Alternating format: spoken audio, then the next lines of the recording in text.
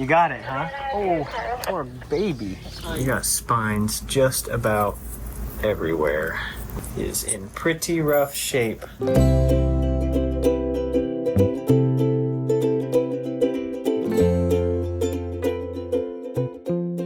What's up, guys? Welcome back to another video. Today I'm bringing you into the clinic here at Southwest Wildlife. If you've ever been here before and you've done the tours, you've probably seen the clinic door, which is our hospital, which is where the animals first come when they arrive here at Southwest Wildlife. It is considered baby season right now, which means we're getting a lot of orphaned baby animals. Of course, our goal is to always rehabilitate and release these animals. And today is a very interesting day. I wanted to bring you into the clinic for this particular case. We have a coyote pup that is covered in cholla cactuses. These cactuses are super gnarly and they have barbed spines and they stick to your skin like crazy. So this guy definitely needs some help. As soon as he gets here, we'll be able to bring him into our exam room, get him on some meds and start removing those spines because I'm sure he is tremendously uncomfortable. The photos we received were super sad, seeing that this guy is covered from head to tail in these cactus spines.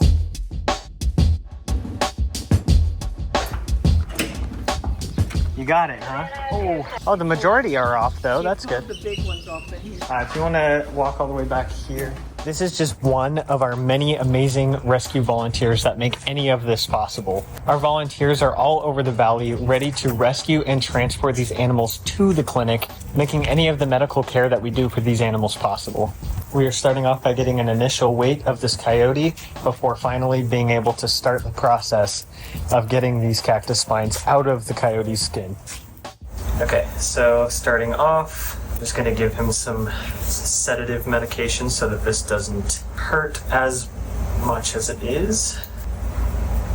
You got spines just about everywhere. On the belly, on the legs, all over on the face. I'm a little worried that it's so close to his eyes. I'm hoping that it's not actually in his eyeball himself. It doesn't look like it, but he is in pretty rough shape. He learned Arizona was not the faint of heart pretty quickly. The hard part about cactus spines is that they aren't like any thorn like you'd be used to. They are barbed, so when they go in, they don't come out as easily. So here on the belly, you can get a good example of what we're talking about here is that when you pull, you can see that these spines are barbed, how it pulls the skin like that, and they don't come out smooth like just a normal thorn. That's what's so bad about these cholla cactuses is they have so much resistance before they actually come out. So it's like a fish hook, but in every single spine. And that is why we have this guy sedated. With a young animal like this, you don't want to overstimulate or stress because that in itself can cause danger to the animal because this is so stressful for him.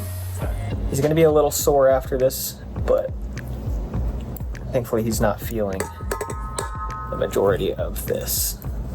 I'd say this guy has had a pretty rough start to life, but we're going to take good care of him. Unfortunately, no matter what we do, pulling hundreds of cactus spines out of this coyote pup is going to be stressful no matter what we do, but we're going to do whatever we can to make the process as smooth and efficient as possible. You can see that some of these spines have gone completely through the ear. Alright, so we've been doing this for about 45 minutes now, and we're making a lot of progress. Thankfully, this guy is doing really good. These meds are helping a lot. As you can imagine, this would be extremely painful without some form of pain medication, so it's making a big difference, but it's being very chill, trying to be as quiet as we can during the process so that he stays calm while we get through this, but we are getting pretty close. I would say we're probably about 70% there. All right, well, a couple hours later, and we're finally done with the process of removing those cactus spines. We are getting the coyote set up in a warmed incubator right now where he can sit in a quiet place. We're gonna give him some sub-Q fluids, which will help him get rehydrated because he was probably sitting out there for a while, so it's gonna give him a good boost. And then after he's been sitting in there in the quiet and had time and had a chance to calm down, we'll offer him his first meal.